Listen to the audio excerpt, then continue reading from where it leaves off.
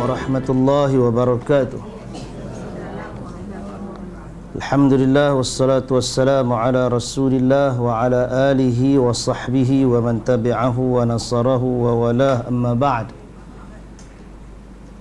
Tuan-tuan muslimin muslimat yang dirahmati Allah Subhanahu wa taala, alhamdulillah, setinggi-tinggi kesyukuran kehadrat Allah Jalla wa ala. Dengan perkenan dan limpah kurnia daripada Allah, kita diizinkan untuk bertemu pada pagi yang serba sejuk ini. Ingat apa hari tak nampak matahari cerik kot. Semalam saya dari perjalanan dari Kuala Terengganu, alhamdulillah, diiringi dengan hujan sepanjang jalan. Dan alhamdulillah boleh lalu lah jalan yang tenggelam tu. Dan juga mudah-mudahan Allah Ta'ala berkati bayi yang ditahnik tadi. Mudah-mudahan Allah Ta'ala jadikan dia anak yang salihah, qurrata ain kepada kedua ibu bapa, kepada umat seluruhnya. Amin ya rabbal alamin. Baik, kita berhenti hari itu ayat 82. Betul kan? Oh, 92, sorry, 91. Ni bulan 9, bulan 11. Oh sorry, bulan 11 kita ada satu. Baik, ayat 91 kita berhenti, kita masuk ayat 92. Qala Allah Ta'ala, a'udzu billahi minasyaitonir rajim. Walaqad ja'akum Musa bil bayyinati thumma ittakhadhtumul ijla min ba'dihi wa antum zalimun. Sesungguhnya Musa telah datang kepadamu membawa bukti-bukti kebenaran, yakni mukjizat. Kemudian kamu jadikan anak sapi. Sapi itu apa? Anak lembu sebagai sembahan sesudah pemergiannya. Dan sebenarnya kamu adalah orang-orang yang zalim. Ini ialah gambaran ketika Bani Israel dipanggil taihin. Dia terkapai-kapai, berada di tengah-tengah selepas selamat daripada dikejar oleh tentera Fir'aun, lepas daripada Laut Merah. Selamat dah ni. Fir'aun pun dah tenggelam dalam laut. Kemudian Allah Ta'ala perintahkan untuk masuk ke bumi Palestin. Tetapi Bani Israel tak mau masuk. Itu yang kita sebutkan dulu. Bani Israel kata kepada Nabi Musa, idhhab anta wa rabbuka faqatila. Pergilah kamu dengan Tuhan kamu berperang, kami duduk di sini. Jadi bila dia duduk di situ, Allah Ta'ala telah pun iqab, bagi balasan kepada Bani Israel, maka dia tidak boleh ke mana-mana. Dia berada di dataran tersebut berpuluh-puluh tahun. Dan dalam tempoh itulah Nabi Musa alaihi salam dipanggil menghadap Allah Ta'ala. Nabi Musa telah pergi ke Bukit Tur Sinai. Bukit Tur di dataran Sinai. Itu ialah perjalanan yang kedua, fasa yang kedua daripada perjuangan Nabi Musa. Kalau kata fasa yang ketiga, fasa yang pertama itu fasa sebelum dia melarikan diri daripada Mesir. Kemudian fasa yang kedua ialah bermula daripada perkahwinan di bumi Madian, dapat wahyu, berdakwah di bumi Mesir. Dan ini ialah fasa yang ketiga, selamat daripada tentera Fir'aun. Dalam tempoh itu telah ada berbagai-bagai mukjizat yang Allah Ta'ala bagi kepada Nabi Musa, yang disaksikan sendiri oleh Bani Israel. Cuma tinggal lagi Nabi Musa nak menyempurnakan misinya, dipanggil menghadap Allah Ta'ala dengan pergi ke Bukit Tur di Sinai itu. Maka pada ketika itulah Bani Israel buat kerja apa? Mengambil anak lembu. Bukan anak lembu hidup tu dia ambil. Dia ambil, dihimpunkan semua barang kemas, emas yang dileburkan kemudian dibina balik bagaikan replika yang ada di PCB Resort. Pada pantai cahaya bulan tu ada resort tu, dia ada satu replika 2 ekor lembu. Dengar kata lembu sekali. Lembu lah juga. Kalau Bani Israel ada, barangkali dia buat, kalau salut dengan emas jadi Tuhan dia jugalah. Jadi itulah dia apa nama yang disebutkan dalam ayat ini. Lalu Allah Subhanahu wa taala menyatakan bila Nabi Musa pergi, maknanya Nabi Musa tak ada di situ. Dan dalam tempoh itu Nabi Musa telah pun berpesan kepada Harun alaihi salam untuk jaga bangsa dia ini, umatnya ini.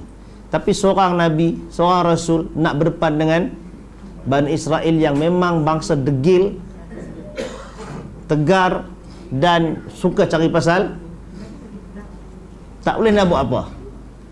Bukanlah Nabi Harun itu redha dengan apa yang dilakukan, tetapi dia tidak boleh untuk menguasai umat dia maksud tu. Baik, jadi Allah Subhanahu wa taala menyatakan perbuatan mengambil patung anak lembu sebagai sembahan itu merupakan satu kezaliman. Zalim yang paling besar ialah syirik kepada Allah Ta'ala, sebagaimana yang kita tahu dalam surah Luqman. Allah Ta'ala kata inna syirka la zulmun azim. Baik, dan ingatlah ketika kami mengambil janji dari kamu dan kami angkat bukit Tur Saina di atas kamu, seraya kami berfirman, peganglah teguh apa yang kami berikan kepadamu dan dengarkanlah. Mereka menjawab, kami mendengar tetapi tidak mentaati. Dan telah diresapkan ke dalam hati mereka itu kecintaan menyembah anak sapi kerana kekufurannya. Katakanlah, amat jahat perbuatan yang diperintahkan imanmu kepadamu jika betul kamu beriman kepada Taurat. Baik, perbuatan jahat yang mereka kerjakan ialah menyembah anak lembu, membunuh para nabi dan melanggar janji. Baik, ini antara mukjizat ataupun tanda kebesaran Allah Subhanahu wa taala. Kalau zaman kita ni selalu yang orang paparkan dalam Facebook ke apa dia? Bila banjir, air yang masuk dalam masjid jernih. Nampak hebat ceria kan. Bila berlaku ribut taufan, semua runtuh, masjid tak runtuh. Nampak macam ajaib. Itu bukan tanda kebenaran sebenarnya macam tu. Bayangkan suatu berhad tokong Buddha ke Hindu yang sangat besar, waktu dilanda banjir, dia relax, tak ada apa-apa. Dia akan gunakan mentaliti yang sama. Jadi benda-benda yang macam tu tak perlu untuk dibesar-besarkan. Dan bayangkan yang lebih hebat daripada yang berlaku kepada kita ialah Allah Ta'ala angkat Bukit Tur tu. Bukit Tur Allah angkat depan mata Bani Israel. Macam tu punya hebat. Dan dia pun tahu anak lembu yang disembah tak buat benda tu, tak mampu pun nak buat. Tapi dia tetap sembah anak lembu. Dia tinggalkan sembahan yang sepatutnya Tuhan semesta alam, Allah Subhanahu wa ta'ala. Nak bayangkan punya teruk Bani Israel ni. Nak bayangkan macam mana Nabi Musa tak tension berhadapan dengan dia orang ni. Kalau kita nak istilahkan tension, memang tension, memang tertekan. Dan memang diceritakan Nabi Musa dia ada baran. Dia punya, orang kata dia baran tu ada sesuai dengan apa nama umat yang di hadapan, yang memang sangat super degil. Super degil, memang macam itu. Jadi pasal apa yang dah ada bukti, dah ada mukjizat? Kerana yang meresap dalam diri dia ialah kecintaan, keseronokan untuk benda tu, walaupun sudah didatangkan bukti kebenaran yang berlawanan dengan apa yang dia pegang. Jadi sebenarnya hati kita ini sentiasa kita perlu jaga, sentiasa kita perlu serahkan kepada Allah Ta'ala. Jangan sampai bila kita dah seronok dengan satu-satu perkara dan perkara itu batil, bila didatangkan kebenaran, kita takkan nampak kebenaran tu. Dia bukan tak boleh fikir, dia boleh berfikir, tapi bila jiwa dia tak mau terima, Kadang-kadang kita kata orang tu pandai juga, belajar tinggi-tinggi, masuk universiti, keluar, tapi jadi pengikut ajaran sesat, kita kata. Buat amalan-amalan yang memang tak boleh make sense langsung, tak rasional, tak ada dalil, tak ada apa semua. Tapi itulah dia, bila hati tu telah cenderung, dia seronok dengan benda tu, dia tak akan fikir dah apa yang orang lain beritahu. Dan itu telah Allah tunjukkan dalam sejarah Bani Israel. Baik.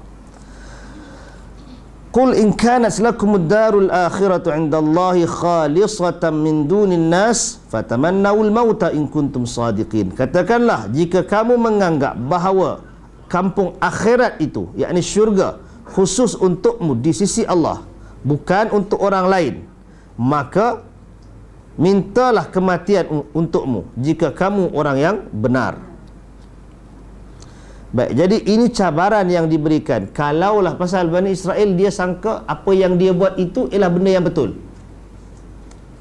Allah Ta'ala ceritakan dalam Al-Quran, orang yang paling rugi ialah orang yang sesat, tapi dia sangka dia buat benda betul.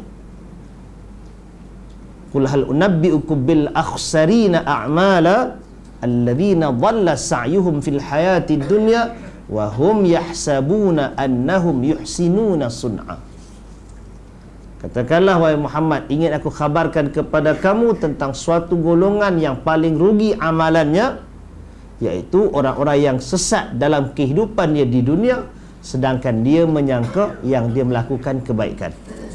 Jadi itu telah dilakukan oleh Bani Israel dan umat-umat yang terdahulu. Dia sangka dia buat benda baik, dia sangka yang dia sembah ni betul, dia sangka Allah Ta'ala memang ciptakan benda tu untuk dia buat begitu.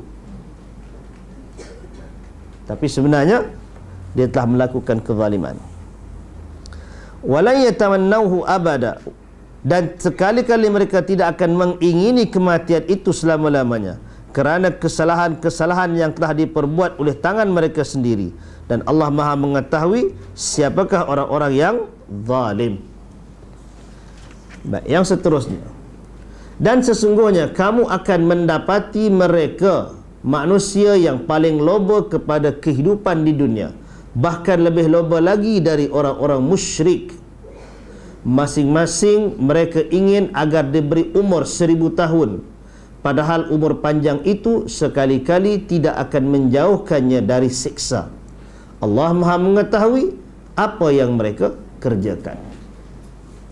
Allah Ta'ala kata kat Nabi Muhammad, wala tajidannahum, kamu pasti akan dapati mereka ini ahrasan nasi ala hayatin, manusia yang paling berkehendak akan kepada kehidupan dunia, yang paling tamak akan dunia, yang hidup pagi petang siang malam hanya fikirkan dunia ni apa yang dia boleh dapat. Tuan-tuan, penyakit tu sekali-sekala datang kat kita tau.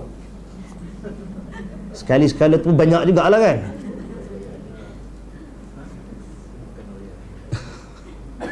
Dia dalam banyak angle. Kehidupan dunia ni kita luas, dia punya sudut dia. Kadang-kadang keinginan kita pada satu-satu benda mungkin dah tak ada, tapi kita ada keinginan yang lain tetap jaga dunia. Dan kalau itu sampai ke tahap mengganggu akhirat kita, itulah yang dimaksudkan dalam ayat ini. Dan Allah Ta'ala beritahu yang Yahudi ni, Bani Israel ni, dia punya keinginan terhadap dunia lebih lagi daripada musyrikin. Kalau kita tengok dalam sistem ekonomi kita, Yahudi mengasaskan riba, Yahudi mengasaskan fiat money, Yahudi dia kontrol dalam begitu banyak spekulasi, monopoli, apa lagi, semua benda-benda yang menguasai dunia Yahudi buat. Pasal dia betul-betul cintakan dunia. Dan apa yang Allah Ta'ala sebutkan ialah mereka bercita-cita untuk kekal di dunia, hidup kalau boleh panjang-panjang untuk terus mendapat dunia. Tapi Allah Subhanahu Wa Ta'ala beritahu, kalau umur yang panjang itu sekalipun, dia tidak akan dapat membebaskan diri ataupun menyelamatkan diri daripada siksa Allah Subhanahu Wa Ta'ala. Ayat ini bukan maksudnya tak boleh minta umur panjang. Ayat ini nak ceritakan orang yang umurnya makin panjang tapi makin jauh daripada Allah Subhanahu Wa Ta'ala. Orang yang hidupnya hanya mengejar dunia, maka kalau umurnya panjang sekalipun, itu tidak akan menyelamatkan diri dia daripada Allah Ta'ala. Yang kita nakkan ialah umur yang diberkati. Kita nakkan umur yang diberkati, panjang ataupun pendek, itu ketentuan Allah Subhanahu wa Ta'ala. Setiap orang akan lalu habuan masing-masing, dan setiap daripada kita pasti akan mati. Benda yang tak cakap pun jadi, cakap pun jadi. Bukanlah pasal dia ulang-ulang sebut pasal mati, esok dia mati. Tak ada kena-mengena yang tu. Itu standard wartawan Melayu je. Kalau ada kematian, dia akan tanya, ada benda-benda pelik tak yang dia buat akhir-akhir? Skrip tu memang ada kan? Dia pasal letak je kat situ. Ingat kalau orang nak mati mesti buat benda pelik ke? Tak ada kan? Cuma kadang-kadang kita sebut buang tebiat apa dia ni kan. Kalau dia buat benda yang lain daripada tu, itu bukan mesti satu tanda. Kadang-kadang ada orang dia buat baik itu pasal dia boleh berubah. Ataupun mungkin kalau suami baik dengan isteri, ada benda lain dia nak minta kan, nak bodik ke nak apa ke. Isteri nak pergi shopping ke, bodik juga suami dia. Lebih kurang macam tu. Tapi tak semestinya dikaitkan dengan mati. Baik, jadi yang pentingnya dalam isi ayat ini ialah kita kena minta umur yang berkat untuk lebih dekat kepada Allah Ta'ala. Kalau dia panjang, biarlah panjang itu dekat dengan Allah Ta'ala. Kalau dia pendek, biarlah pendek itu cukup untuk bekal kita menghadap Allah. Jangan pendek sampai tak sempat buat amal, ataupun panjang hanya menambahkan kejahatan. Dan Allah Ta'ala rezekikan kepada kita tuan-tuan sebahagian umur agak panjang. Mungkin kalau kita fikir, kalau 10 tahun dulu aku pergi dia, tak tahu lagi nak jadi apa ni. Mungkin dalam tempoh 10 tahun yang terdekat ni, kita patah balik, kita diberikan hidayah oleh Allah Ta'ala. Ada benda-benda yang lepas, yang tak elok, kita cuba cover balik dengan banyakkan bersedekah, banyakkan buat baik. Ialah masing-masing dah belajar kan. Nabi SAW beritahu, amalan hasanat, amalan kebaikan menghapuskan kejahatan, menghapuskan dosa. Lepas buat jahat, kita buat baik, yang baik itu akan menghapuskan yang jahat. Itu indahnya Islam. Bahkan dalam ayat Allah Subhanahu wa Ta'ala, Allah Ta'ala sebut tentang orang yang asrafu ala anfusihim, orang yang melampau-lampau dalam diri dia, makna kejahatan banyak yang dia buat. Kemudian bila dia kembali kepada Allah Ta'ala, Allah Ta'ala kata apa? Yubaddilullahu sayyiatihim hasanat. Allah Ta'ala tukar kejahatan-kejahatan mereka itu menjadi kebaikan. Itu faedah kalau umur itu dipanjangkan dan dia boleh buat U-turn, kembali ke pangkal jalan yang tu. Baik. Katakanlah barang siapa yang menjadi musuh Jibril, maka Jibril itu telah menurunkannya, yakni Al-Quran, ke dalam hatimu, yakni Nabi SAW, dengan seizin Allah, membenarkan kitab-kitab yang sebelumnya dan menjadi petunjuk serta berita gembira bagi orang-orang yang beriman. Ini Allah Ta'ala sebut khas kerana ada antara kejahatan Bani Israel ini ialah yang menyalahkan Jibril alaihi salam, pasal Jibril piantak wahyu kepada Nabi bangsa Arab, bukan bangsa Israel. Pasal dia orang expect Nabi akhir zaman ialah daripada Bani Israel. Jadi dia antara benda yang salah postman lah, salah alamat hantar. Bani Israel ada kepercayaan yang begitu. Sebahagian satu kelompok daripada Syiah pun ada doktrin yang macam itu. Jibril silap hantar wahyu, patut hantarkan Ali, dia kata. Tiba-tiba hantarkan Muhammad je Nabi. Suka-suka hati dia boleh agak macam itu kan. Itu benda yang sebenarnya tak boleh nak fikir oleh akal kita kan. Macam mana ada orang boleh berfikir yang macam itu. Sedangkan antara ciri malaikat itu ialah la ya'sunallaha ma amarahum wa yaf'aluna ma yu'marun. Malaikat ni dia tidak akan mengingkari apa yang Allah Ta'ala perintahkan kepada mereka dan akan melaksanakan setiap apa yang disuruh. Itu sifat malaikat. Jadi tak timbul isu malaikat salah, Malaikat akan buat kerja betul, ikut dia punya SOP dia. Dia tak akan tergelincir. Nak kata Jibril silap hantar, lambat hantar, tak, semua on schedule, tepat masa, macam mana bentuk tu sama. Itu kerja Jibril alaihi salam. Baik, jadi kalau kita tanya nama Jibril ni disebut di mana? Sebut dalam Quran. Bukan semua nama malaikat disebut dalam Quran, betul tak? Jibril dalam Quran kan? Lagi Mikail ada dalam Quran. Israfil dalam Quran tak? Israfil tak ada dalam Quran. Hadis. Israel ada dalam Israiliyat. Israel ada dalam Israiliyat. Nama yang Nabi sebut ialah Malakul Maut. Orang Melayu panggil malaikat maut, dia dah tu. Israel tak ada.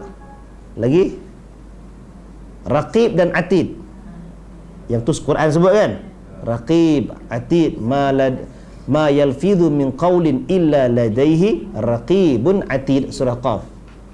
Raqib, Atid ada. Munkar dan Nakir tu dalam hadis. Munkar dan Nakir dalam hadis. Malik dalam Quran. Ridwan tak ada dalam Quran. Sebagai nama malaikat tak ada dalam Quran. Ada nama Quran sebut Ridwan. Ulama sebahagian kata itu bukanlah nama spesifik, tapi digambarkan itu sebagai apa nama, penjaga syurga. Dia tak clear cut macam Malik itu memang sebut. Dan kalau dalam hadis yang sebut Malik dan Ridwan sekaligus sebagai penjaga syurga dan penjaga neraka, hadisnya sangat lemah. Lagi apa? Malik, Ridwan, habis dah kan? Azazil, Harut dan Marut. Ya, dalam Quran ada Harut dan Marut. Azazil tu ialah nama, konon-kononnya nama iblis sebelum dia jadi iblis. Dia sudah tukar identiti. Itu semua cerita yang palsu. Azazil tak ada, itu cerita palsu dalam Israiliyat. Baik. Tak, pasal kadang-kadang kita sebut nama malaikat, kita pun tak tahu malaikat ni sebut kat mana dan kita terlepas benda tu. Macam Israfil ada dalam hadis, dalam doa kan Nabi sebut. Baik, Allah Ta'ala kata lagi, man kana aduwwan lillah, barang siapa yang menjadi musuh Allah, para malaikatnya, rasul-rasulnya, Jibril dan Mikail, maka sesungguhnya Allah adalah musuh orang-orang kafir. Jadi ini ialah natijah siapa yang memusuhi Allah, memusuhi Rasul, memusuhi malaikat. Disebut Jibril dan Mikail itu sebagai apa nama yang khas, bukanlah dia keluar daripada malaikat. Dia malaikat, tetapi kerana ada permusuhan yang khusus, Bani Israel menyalahkan Jibril dan Mikail. Ada kisah di situ. Jadi disebutkan sebagai khas siapa yang memusuhi golongan ni, atau musuhi nama-nama yang disebutkan ini adalah kafir. Bukan nak kena himpun semua baru jadi kafir. Memusuhi salah satu sudah dikira kafir. Memusuhi Allah Ta'ala tentu dah. Memusuhi malaikat pun kafir. Memusuhi para rasul pun menjadi kafir. Dan sesungguhnya kami telah menurunkan kepadamu ayat-ayat yang jelas dan tidak ada yang engkar kepadanya melainkan orang-orang fasik.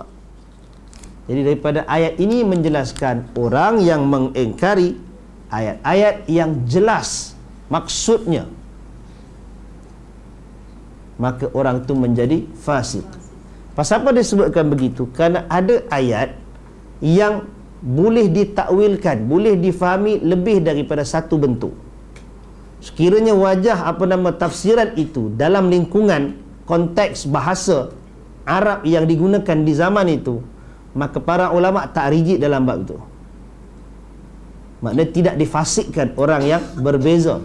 Kalau kita ambil contoh khilaf dalam mazhab Syafi'i, Hanafi dan yang lain tentang satu quru, 3 quru untuk perempuan kan, iddah perempuan yang bercerai 3 quru itu ditafsirkan kepada 3 kali haid atau 3 kali suci.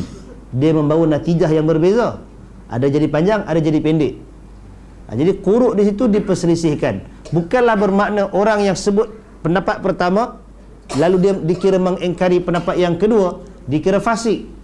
Demikian sebaliknya. Tapi yang dikira fasik ialah yang ayat itu clear cut maksud dia lalu diingkari, maka itu menjadi kafir. Menjadi fasik.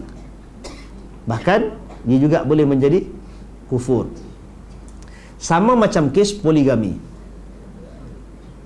Poligami bukanlah perempuan, bukan semua yang menentang poligami itu bermakna dia menentang hukum Quran. Quran cerita tentang keharusan berkahwin lebih dari satu kan, dengan 2, 3, 4. Tapi ramai yang tentang. Adakah yang menentang tu kerana menentang ayat Quran, ataupun yang ditentang suami dia yang tak layak untuk kahwin?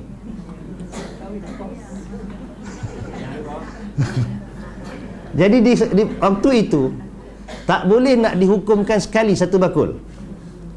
Memang ada yang mengingkari totally daripada ayat Quran tu pun dia tak mau terima. Yang itu kita katakan fasik. Bahkan fasik tu juga dalam konteks yang luas, kufur pun duduk dalam fasik tu. Ada juga yang mungkin dia mengingkari atas dasar dia rasa macam dia tak boleh nak faham keadilan di sudut mana. Maka itu juga mungkin menjadi fasik, pasal dia ragu dengan keadilan Quran, keadilan Allah Ta'ala. Tapi ada juga yang memang dia boleh terima, tapi kalau bagi kat laki dia, maka hilanglah sudah kasih sayang. Macam-macam panjang lah kan. Jadi mungkin, jadi bab itu perlu dibezakan. Demikian juga bila pasal nak sebut benda ni ialah kerana dalam sekarang mungkin tak berapa banyak kot isu-isu yang macam ni. Mungkin 20 tahun dulu, 30 tahun dulu, ayat yang paling glamour disebut dalam ceramah ialah wa man lam yahkum bima anzalallah. Barang siapa yang tidak berhukum dengan apa yang diturunkan oleh Allah. Jadi 3 kan? Faulaika humul kafirun, faulaika humul fasiqun, faulaika humul zalimun. Kafir, fasik, zalim. Sekarang dah tak apa dah timbul ayat tu. Pasal pihak yang kata kat sebelah sini pun tak boleh buat, hak sini dah memang tak mau buat lagi. Jadi kegagalan melaksanakan itu tidak dikira sebagai mengingkari, tapi masing-masing meletakkan justifikasi kenapa tak boleh buat. Jadi mudah-mudahan kalau mana yang ikhlas, Allah Ta'ala terima keikhlasan tu. Mana yang memang tak mau terima, itu fasik lah. Jadi ayat ini kita katakan merujuk kepada orang yang mengingkari itu bukan semestinya dihukumkan dalam satu hukuman. Dia akan ada dia punya beza-beza tu. Patutkah mereka ingkar kepada ayat-ayat Allah, dan setiap kali mereka mengikat janji, segolongan mereka melemparkannya, bahkan sebahagian besar dari mereka tidak beriman. Ini selepas kalau kita baca daripada yang panjang tentang, kalau kita ceritakan dicontohkan dengan Bani Israel, patut tak untuk mereka ini mengingkari ayat-ayat Allah, mengingkari ajaran Nabi Musa selepas apa yang mereka lalui bersama? Dan bila mereka ini mengikat janji, maka akan ada yang melemparnya, mana tak mau terima, dan sebahagian lagi memang tak beriman. Patut tak patut? Tentulah jawapannya tak patut. Dan setelah datang kepada mereka seorang rasul dari sisi Allah yang membenarkan apa yang ada pada mereka, sebahagian dari orang-orang yang diberi kitab, yakni Taurat, melemparkan kitab Allah ke belakang punggungnya, seolah-olah mereka tidak mengetahui bahawa itu adalah kitab Allah. Jadi datangnya Nabi Muhammad SAW dalam beberapa ayat, musaddiqan lima baina yadayhi minat Taurat. Itu antara fungsi Nabi, membenarkan apa yang di depannya daripada ajaran Taurat. Maksudnya kalau kita nak relatekan ialah Bani Israel masa turunnya Nabi Musa, sebahagian kecil tu beriman, yang banyak itu lawan, engkar dengan ajaran Taurat, mengingkari, tak beriman, bahkan memusuhi Nabi Musa. Seakan-akan macam Nabi Musa ni saja buat cerita, macam seakan-akan Nabi Musa saja nak buat syariat yang mengungkung mereka.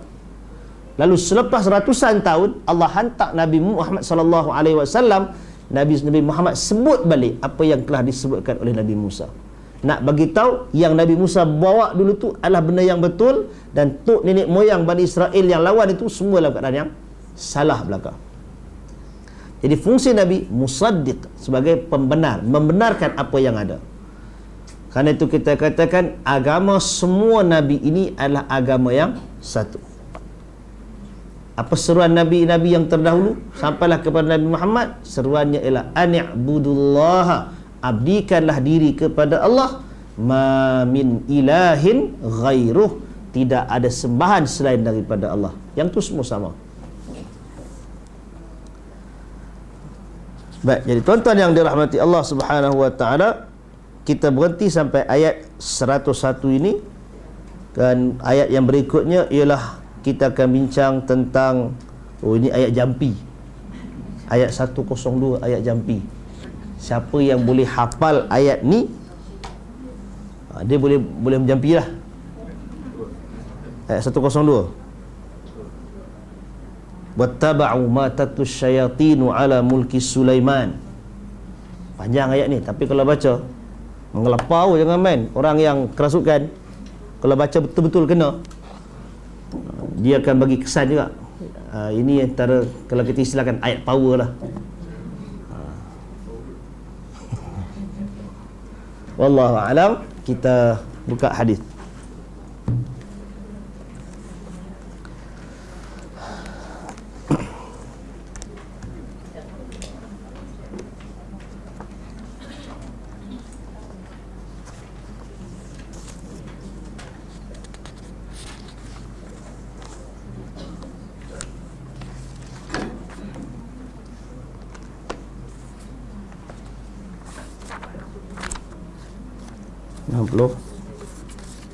Tujuh.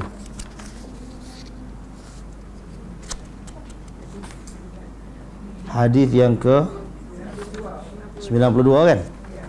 Ya.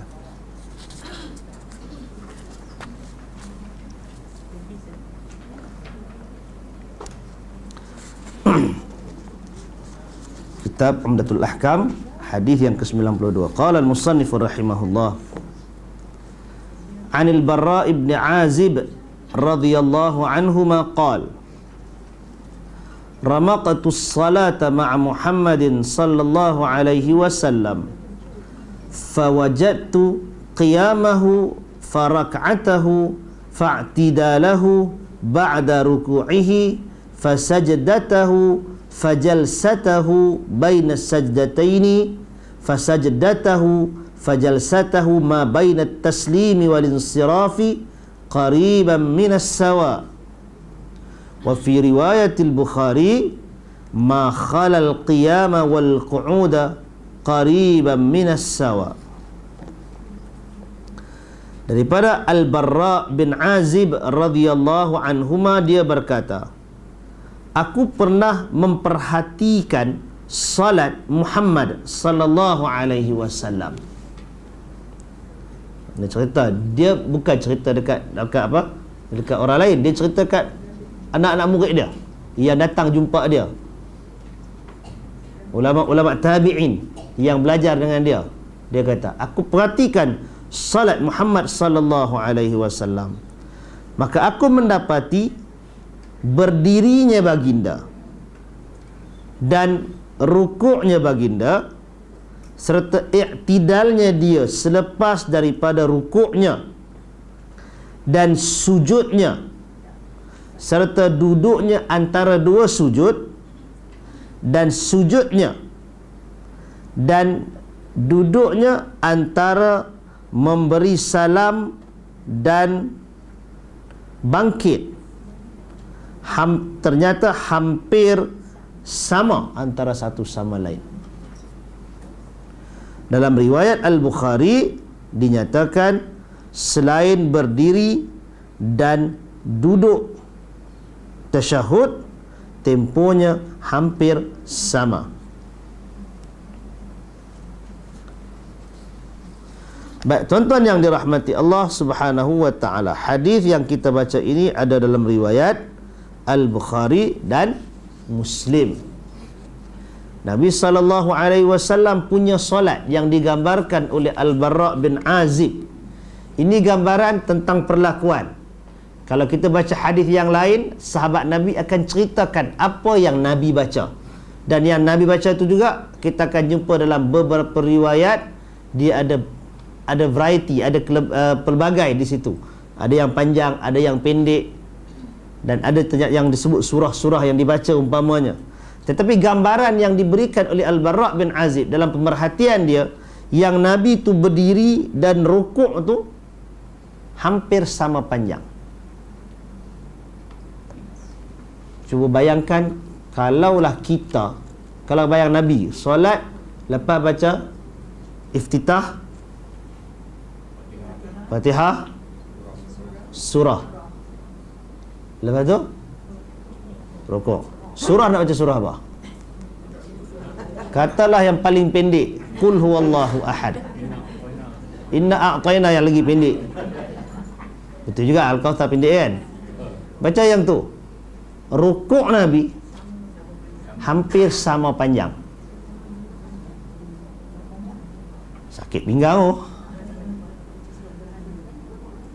Hampir sama panjang. Baik, hampir sama panjang ni nak buat kerja apa? Apa yang dilakukan? Tasbih, doa. Jadi maknanya yang boleh kita faham ialah tasbih ketika rukuk tidak terhenti sekadar 3 kali tasbih. Dia boleh dilakukan berulang-ulang dan ulang yang banyak. Dan habis tasbih boleh juga berdoa. Mesti nak kena sukat ke? Bukanlah masih sama sukat. Sekarang ni sahabat kata dia perhati. Jadi pemerhatian tu dalam bentuk average lah kan, lebih kurang hampir sama. Jadi bayangkan kalau berdiri tu dalam seminit berdiri, rokok pun lebih kurang dekat-dekat seminit. Itu kalau kita suka baca pendek. Kalau kita ambil yang Nabi baca sampai 3 surah tu,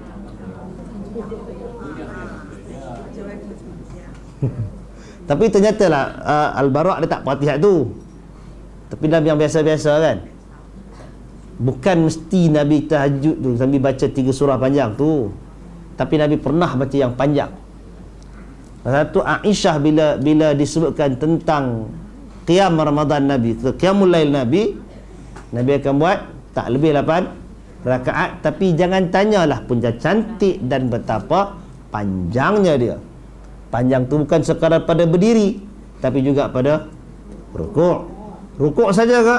Lain daripada rukuk. Iktidalnya pun, kata Al-Bara' pun lebih kurang sama panjang. Iktidalnya pun. Kemudian sujudnya, kita kalau sujud lama sikit pun nak gelap kan. Lena pasal yang jenis darah tinggi, darah rendah semua ada kan.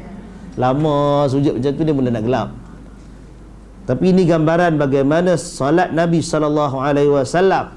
Kalau kita nak tafsirkan yang Aisyah kata cantiknya solat Nabi, ya, salah satu bentuknya ialah yang digambarkan oleh Al-Bara' bin Azib. Dia maknanya tak ada lah tempoh yang dikatakan rukuk ala kadar, sujud ala kadar, tak ada.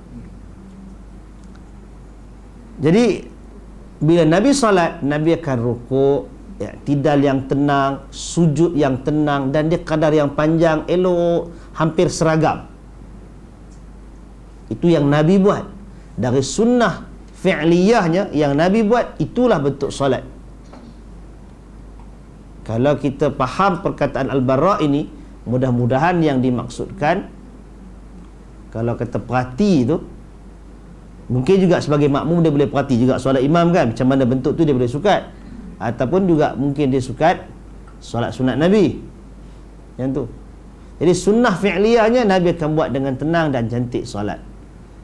Dalam sunnah qauliyahnya, perkataan Nabi mencela orang yang mencuri dalam solat. Macam mana cara mencuri dalam solat? Ya, solat bagaikan patuk ayam, rokok macam ada spring, rokok bangkit balik, betul tak? entah apalah takut sangat dengan rokok, sakit pinggang orang kali, dia rokok, dia naik balik, lepas tu tak sempat berdiri betul, turun dah. Cara turun tu macam lembik, turun lembikkan lutut dia, gedegum macam tu kan. Yang tu memang orang kata, bukan kata malas, balok liat dia panggil. Orang utara kata balok liat, semayang pun malas, balok tu pemalas. Itu dipanggil malas. Jadi hadis yang kita baca ini menggambarkan solat Nabi. Di samping adanya yang, kalau kita katakan satu larangan Nabi, jangan curi dalam solat, maknanya jangan buat patuk ayam, sujud pun sekadar lebih kurang. Habis itu nak buat macam mana? Kalau baik sikit ialah panjangkan sikit sujud dan rukuk tu, tidak sekali. Kalau nak lebih baik, samakan kadar itu. Samakan kadar dalam bentuk yang, ialah kita kata baihat lah kan, kita samakan. Bukan nak suka dengan jam lah, buat stopwatch pun tak boleh lah kan. Baik, dan juga boleh dikatakan pada setiap pergerakan Nabi macam tu, termasuklah juga duduk pada tahiyat akhir solat. Ya, setiap rakaat. Gambaran ini menggambarkan keseluruhan solat.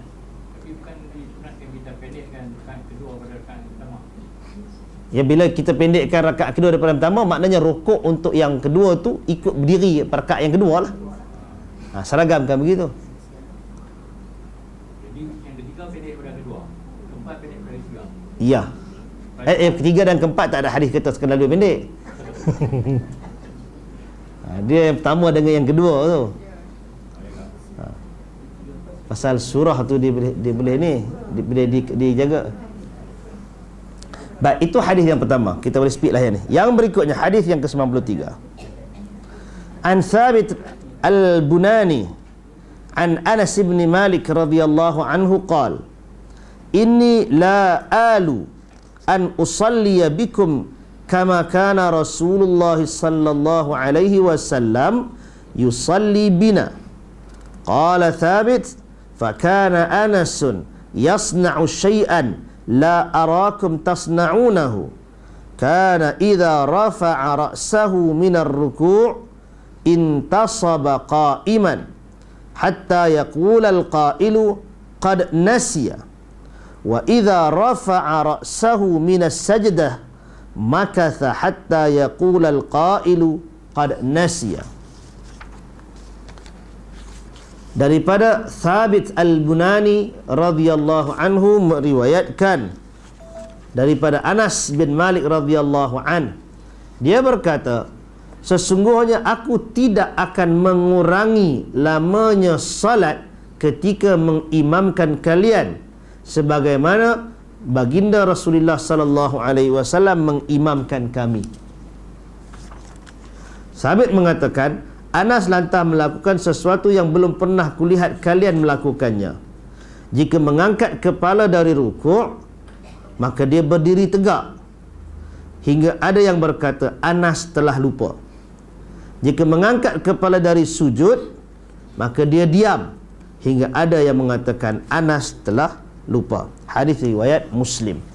Baik, Thabit Al-Bunani ni anak murid kepada Anas bin Malik. Dia ceritakan pula kepada anak murid dia apa yang dia belajar daripada Anas. Anas kata, aku tak akan kurangkan tempo solat macam mana aku ikut Nabi. Nabi jadi imam, macam tu lah juga kalau aku jadi imam dengan apa? Dengan kamu semua, aku akan buat macam tu. Maksudnya dia cuba duplicate macam mana yang dia ikuti jemaah solat dengan Nabi, macam itulah juga bila dia mengimamkan jemaah dia. Ini antara kita katakan keindahan akhlak dan kecantikan iman para sahabat, mana yang dia boleh buat sedapat mungkin untuk samakan dengan apa yang dia ambil daripada Nabi sallallahu alaihi wasallam. Dia tak buat dalam urusan dunia tu, cerita dunia, tapi dalam bab ibadat dah dia tahu. Nabi bagi tahu, sallu kama raaitumuni usalli, salat sebagaimana kamu melihat aku salat. Jadi itulah yang diambil oleh sahabat. Banyak mana kadar yang Nabi semayang dengan dia, salat dengan dia tu, dia akan juga buat dengan jemaah dia yang tu. Baik. Jadi kata Thabit ni tadi, dia menceritakan kepada anak murid dia ni. Jadi Anas ni, dia dah solat, dia buat benda yang kamu tak buat. Dia cerita kat anak murid dia, tok guru aku buat yang hampa tak pernah buat. Tapi dia beritahulah benda tu supaya untuk diikuti.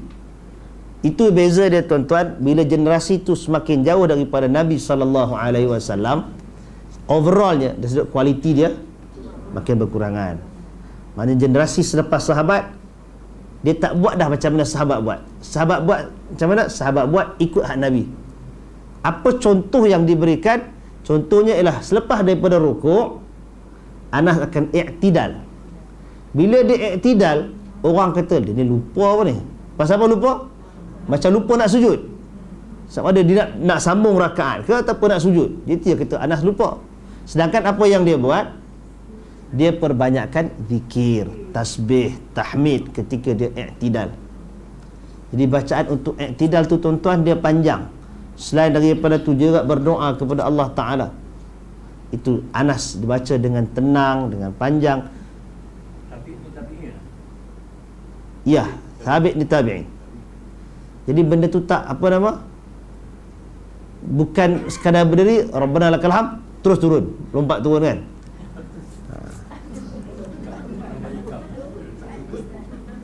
Tak, kalau tak percaya pergi sembahyang surau yang lama-lama, surau kayu kan.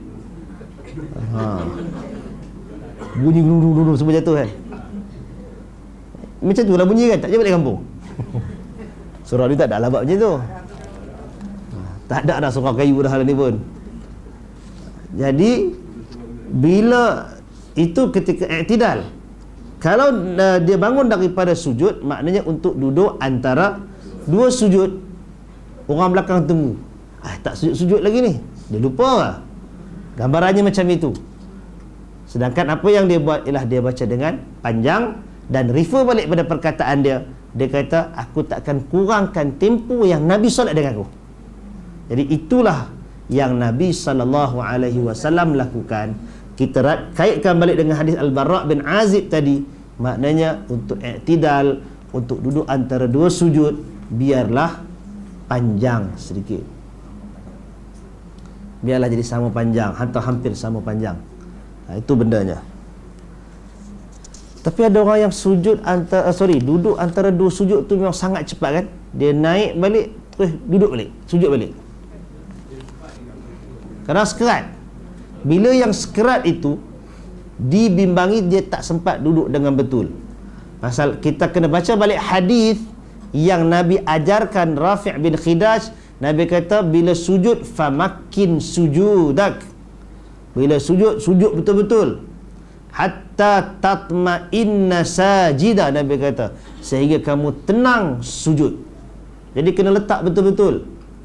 Dan kalau kita kirakan requirement dia, hak paling minimum ialah sekadar boleh menyebut subhanallah.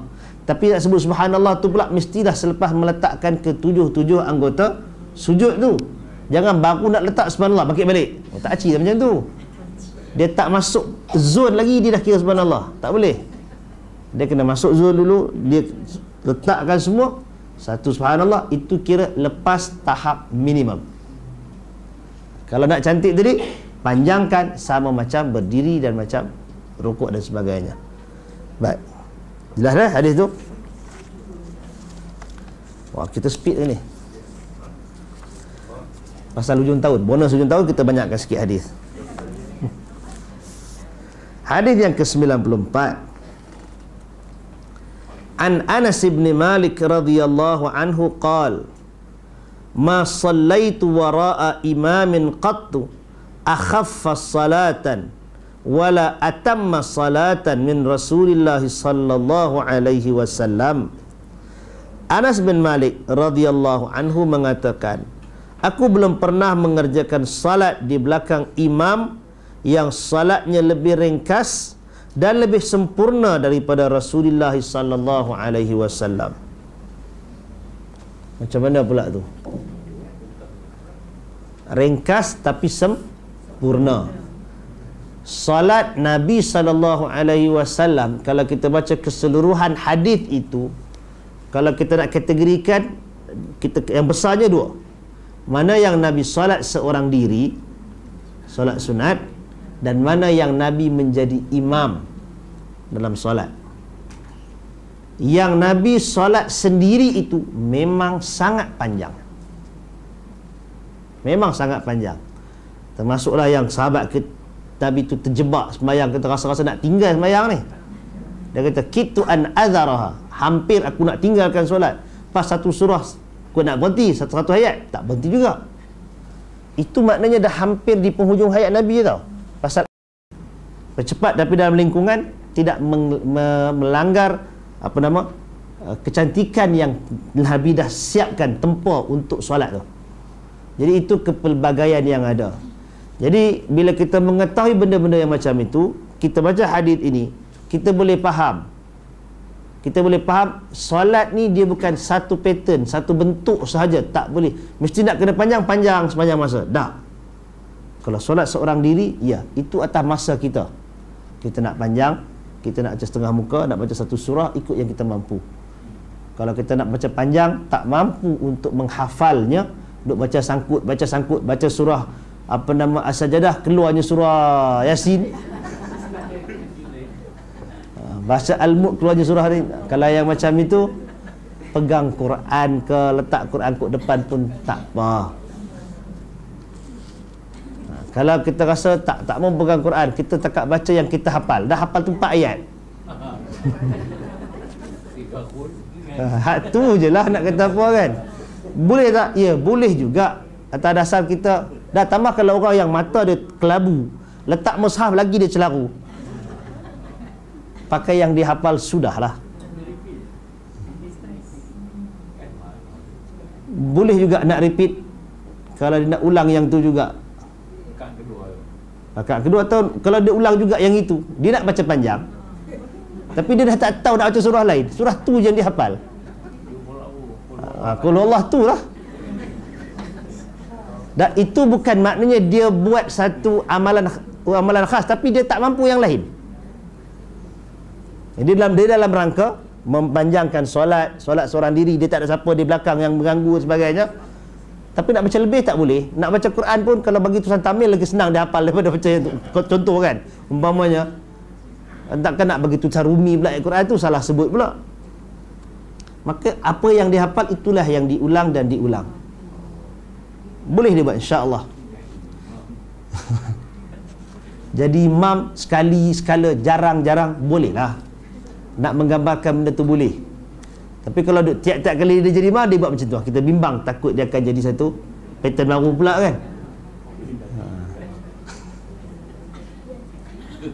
Tapi yang pentingnya kalau dia Anas ceritakan Nabi kalau solat yang ringkas tetap juga cantik. Dan tak ada orang yang boleh challenge solat Nabi sallallahu alaihi wasallam. Baik.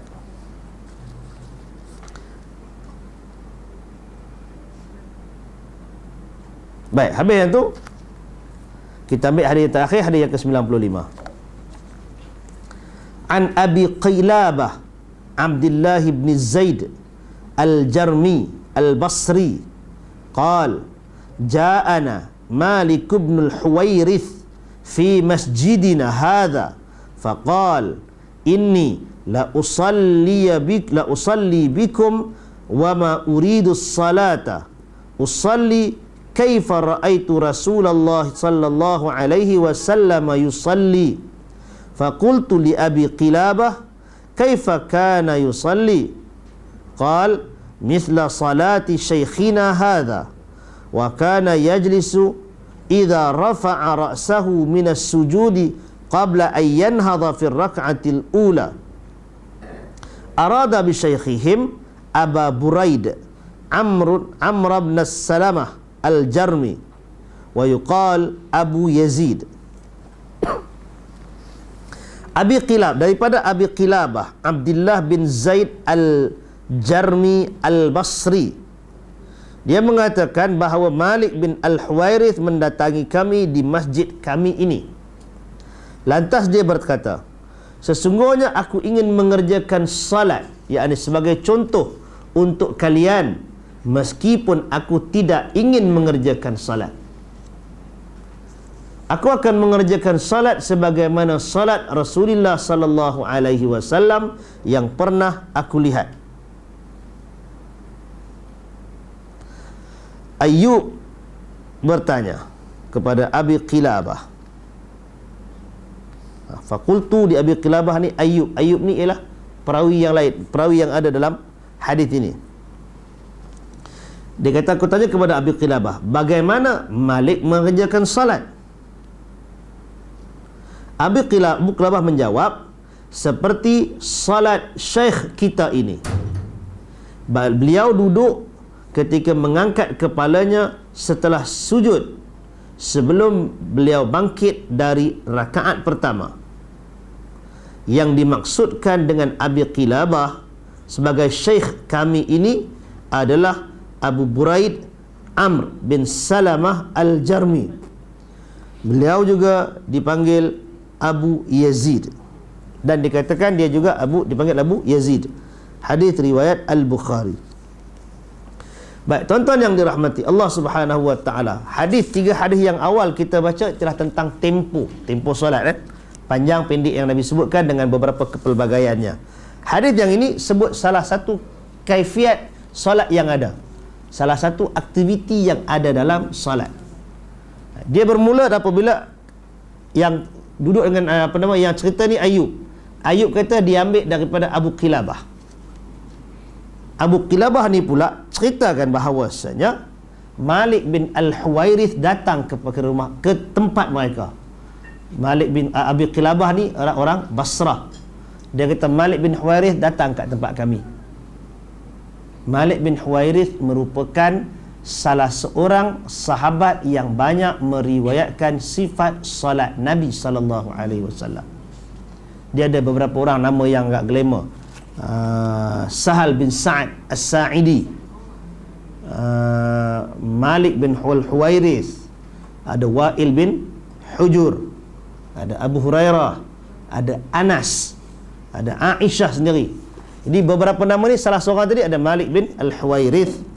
Baik, jadi Malik bin Huwairith datang ke tempat itu dan berkata, aku nak tunjukkan satu solat. Aku sebenarnya bukan nak solat. Bukan nak solat, tapi nak solat pasal apa pula kan? Maksudnya ialah dia nak tunjukkan bentuk solat yang dia dapat daripada Nabi sallallahu alaihi wasallam. Jadi wallahu a'lam, kalau baca hadis Nabi dan juga para sahabat, bila solat ni dia tak tunjuk solat main-main. Dia solat betul, cuma memerlukan kepada observation daripada orang keliling. Kena perhati apa benda yang dia buat. Dulu boleh ikut, sekarang ni kalau macam tu je boleh faham tak? Nak kena explain kan, tengah-tengah berdiri sekali nak explain macam nak solat pula kan. Itu yang dan jadi isu di dalam ada setengah-setengah sekolah. Waktu pukul 9 tu buat praktikal sembahyang Zuhur pagi. Jadi ada parent yang komplain dan sebagainya. Kalau kita katakan dari sudut hadis, mana nak sembahyang Zuhur pukul pagi tu?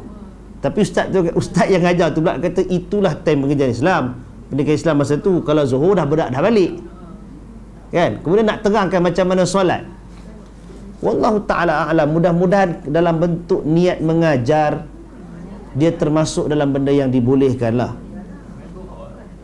Tak pasal tunjukkan 4 rakaat bentuk Zuhur. Dia salah je dalam silibus tu ada usuali. Itu yang jadi Zuhur tu. Dia nak beritahu yang 4 rakaat tu macam mana. Alah kena Zuhur, Maghrib. Maghrib buat siang benda Maghrib kan. Takkan nak Duha 3 rakaat. Jadi isu yang macam itu, kalau kita tengok Nabi yang sahabat buat tak samalah dengan yang tu. Tapi kita boleh ambil kira mudah-mudahan dari sudut pemahaman, perlukan kepada penjelasan bentuk, nak angkat tangan setinggi mana dan sebagainya, nak explain pula hadis. Dan yang ada ni ialah di kalangan perawi-perawi hadis ini, dia bukan orang cap ayam tepi jalan. Perawi-perawi hadis ni termasuk di kalangan ulama sebenarnya. Yang hujung kuku dia pun nak sama himpun 10 orang ustaz kita belum tentu lagi. Itu perawi-perawi hadis, terutama dalam hadis Bukhari dan sebagainya kan. Baik, jadi Malik bin Huwairith datang untuk tunjuk praktikal solat. Dan dia solat. Dia solat dalam masjid tu di Basrah. Pasal apa nama dia, Al-Basri kan, dia orang Basrah. Jadi bila dia solat macam itu, so Ayub ni yang ambil riwayat daripada Abi Qilabah ni kata, ialah solat dah bertahun-tahun dah ada orang solat, apa beza solat dia dengan solat kita? Apa yang dia buat? Tu yang dia tanya, macam mana Malik solat? Angkat tangan tinggi ke, terbang dulu ke, apa ke kan? Mesti ada sesuatu yang berbeza untuk diceritakan. Kalau tidak, kalau tak ada beza, sama aja macam tu. Jadi dia tanya kepada Abu Qilabah macam mana yang Malik tunjukkan solat tu. Jadi Abu Qilabah beritahu yang Malik bin Huwairith ni solat sama macam syekh kita. Syekh ni dia ni maknanya satu orang guru, satu orang tuan guru yang dihormati di tempat dia itulah, yang dikenal dengan Abu Buraid Amr bin Salamah. Jadi solat hak Malik tunjuk tu sama macam solat hak kawan ni, maksud dia. Baik, jadi apa yang, ialah walau kita kata sama, apa benda dia? Apa benda yang bila kita katakan nampak yang nak disebutkan? Maka Abu Qilabah sebutkan ialah Malik apabila dia akan duduk dulu sebelum dia bangun rakaat pertama. Dia sujud, makna itu sujud yang kedua, kan? Kita katakan lepas rakaat pertama dia rukuk, i'tidal, dia sujud yang pertama, duduk antara dua sujud sampai takat itu tak ada beza apa lagi.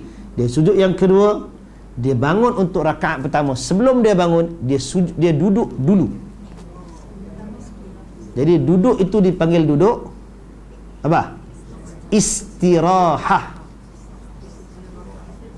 Duduk istirahah. Ya, duduk seketika sebelum bangun. Jadi kalau nak cari mana dalil duduk istirahah, salah satunya ialah daripada perbuatan Malik bin Al-Huwairith. Kalau kita katakan Malik seorang buat macam tu kot, Malik kata apa tadi? Dia solat macam mana yang dia nampak Nabi solat. Jadi perbuatan Malik itu ialah refer kepada perbuatan Nabi SAW. Maka dengan itu duduk istirahah termasuk di dalam sunnah di dalam solat. Baik, secara perbahasan ulama'nya, ulama' khilaf tentang kedudukan duduk istirahah.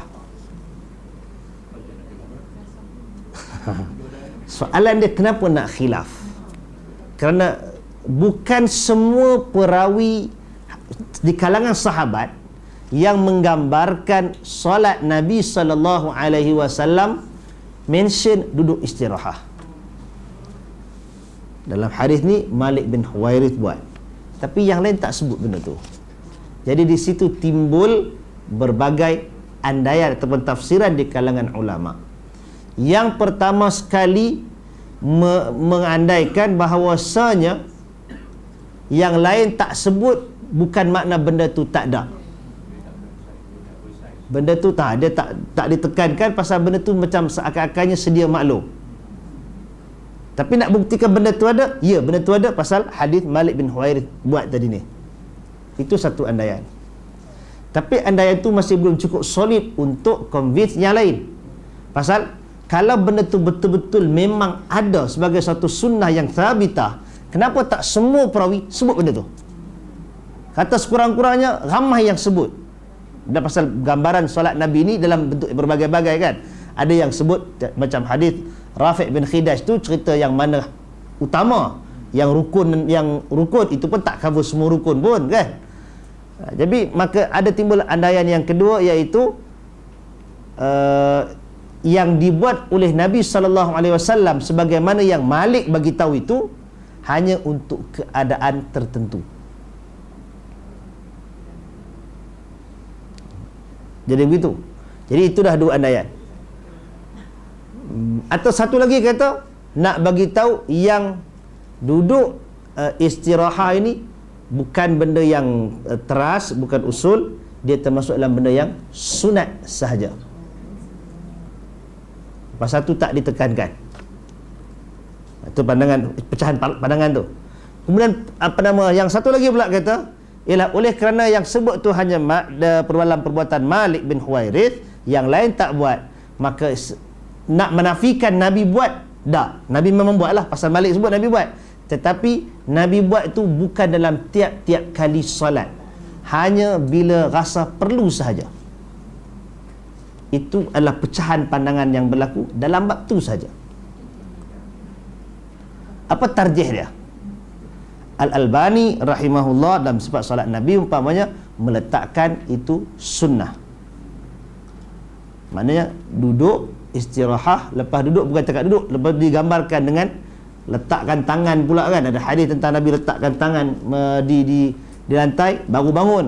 Kemudian ada hadis pecalak, hadis yang letak tangan tu pula kena genggam. Tu khilaf lagi tentang riwayat tu. Kalau nak himpun khilaf, kalau orang fed up dia berhenti lah, tak sembahyang. Pasal belajar bila kita tak proper datang ikut aturan dia, orang akan jadi fed up. Apa benda macam-macam ni, takkan Nabi solat macam-macam.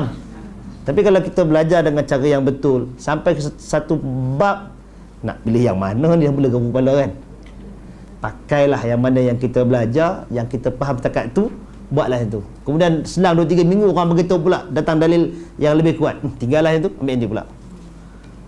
Jangan mentang-mentang hari tu belajar Ustaz Rashid macam ni, ni Ustaz tu datang macam yang baru, takkan nak pakai yang tu, kita dah ada yang lama dah. Kalau kata dalil tu dah dibuktikan yang sana kuat, tinggallah, pakailah yang baru.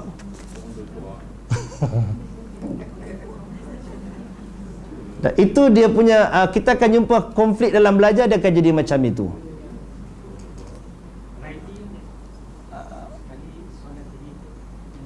Barangkali juga itu antara benda yang difaham dalam salah satu pandangan Syekh Abdul Rahman As-Sa'di, guru kepada Ibn Baz, Ibn Uthaymin dan sebagainya. Dia kata untuk duduk istirahat ini bukan dilakukan setiap masa, tetapi kadang-kadang bila perlu.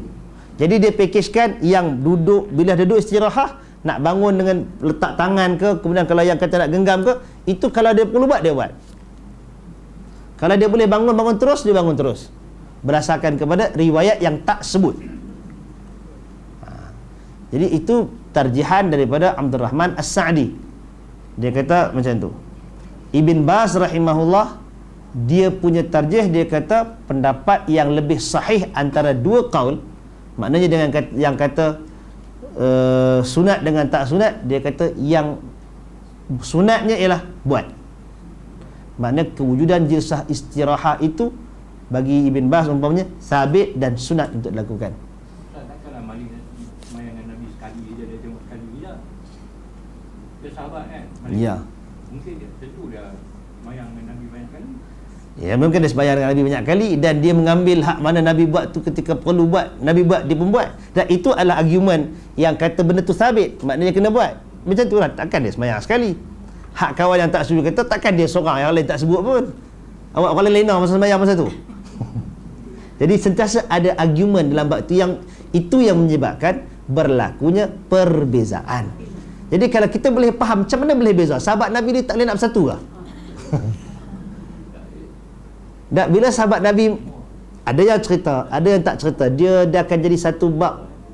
Kenapa cerita, kenapa tak cerita, itu dia satu discussion yang agak tinggi dalam ilmu usul dan sebagainya. Jadi kalau kita nak benda tu semua nak turun, dia kena proper kelas lah untuk cerita benda yang macam itu. Tapi kita tahu kan, setiap sahabat ni tak riwayatkan semua apa yang Nabi buat kan? Ya, itu kalau kita pegang, kalau itulah sebahagian daripada yang disebut oleh para ulama yang menangkan pendapat, buatlah benda tu pasal dah Malik buat. Pasal bukan dia sembahyang sekali je dengan Nabi, dia sembahyang selalu dengan Nabi. Manakala yang kata-kata As-Sa'di umpamanya tadi, dia kata dia ambil kira yang orang lain tak sebut tu, takkan benda tu tak penting sampai tak disebut. Maka barangkali, dan dia tak menafikan kewujudan hadis Malik ni. Jadi itu yang timbul pandangan yang kedua dan pandangan yang ketiga. Cuma wallahu ta'ala a'lam, kalau nak pakai yang Albani Ibn Baz tadi, maknanya benda tu ada lah. Dan dari sudut khilaf Ibn Taymiyah rahimahullah umpamanya, sebagai yang mana disebut oleh Al-Bassam, dia sebut kalau imam itu duduk istirahat, makmum kena ikut yang tu. Pasal dia refer balik kepada hadis tu. Pasal apa kena ikut?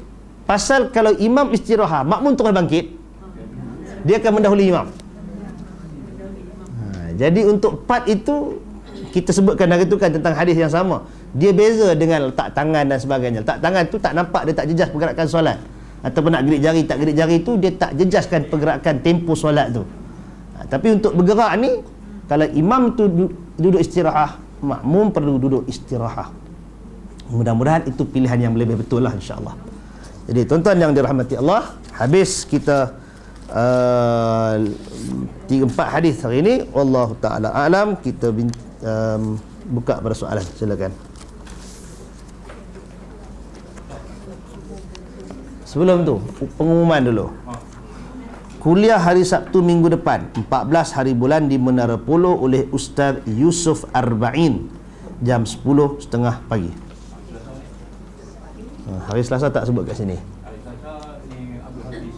Ustaz Abu Hafiz di sini hari Selasa pukul 10 pagi. Baik. Ada soalan tuan-tuan? Ya. Ya.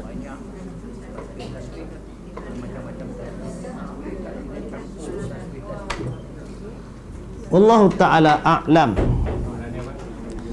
Kalau dalam sujud itu ada banyak tasbih, boleh tak untuk kita mencampur-campurkan tasbih? Para ulama sebenarnya dalam bab mencampurkan bacaan ni memang ada perbezaan pendapat. Dari sudut umpamanya doa iftitah umpamanya kan. Tapi ialah salah antara pendapatnya ialah membenarkan benda tu. Kalau kita nak ambil kira pada tasbih sujud itu sendiri, dengan mengulang-ulang satu tasbih yang banyak, dalam keadaan kita juga mengetahui adanya tasbih yang lain, wallahu taala a'lam. Mudah-mudahan itu antara benda yang adalah perbezaan di kalangan ulama, tapi ada yang membenarkan. Tambah sujud yang panjang, nak ulang satu saja bacaan, mungkin kita rasa macam kita tahu yang lain kan. Kita nak kenapa ada kepelbagaian dalam bentuk zikir dan sebagainya? Pasal kita ni manusia yang mudah jemu. Allah Ta'ala bagikan kita pilihan. Kalau dah jemu berzikir, tasbih, kita zikir apa yang lain, kemudian baca Quran, ada bentuk yang berbagai-bagai. Jadi wallahu a'lam. Mudah-mudahan untuk tasbih itu, selama mana dia tasbih, maka kata-kata tasbih, kita berdoa kan, doa, lepas tu kita tasbih lagi, kita doa lagi, kita tasbih lagi. Dalam sujud yang panjang itu, mudah-mudahan dia termasuk dalam yang dibenarkan. Wallahu a'lam. Nabi tekankan para makmum sembahyang solat tahiyatul masjid, tiap kali masuk masjid sebelum duduk. Ya. Tapi pada hari Jumaat Nabi dia macam mana? Dia tak sembahyang tahiyatul masjid kan? Wallahu ta'ala a'lam. Dia masuk kepada rumah dia pergi kat mimbar, pergi salam, lepas tu muazzin azan. Lepas tu dia duduk, lepas tu terus dia khutbah. Hadis tentang sekarang ni, hadisnya ialah apabila muazzin azan, lepas azan yang pertama Hari Jumaat ni, hari Jumaat. Jadi adakah sebelum azan tu Nabi duduk di masjid atau Nabi duduk di rumah? kalau ikut riwayat dari Nabi, dia keluar pada rumah, terus dia masuk masjid pada hari Jumaat. Ya. Dari satu sudut itu ada hadis yang menggambarkan begitu. Tetapi adakah itu kelaziman Nabi SAW? Wallahu ta'ala alam.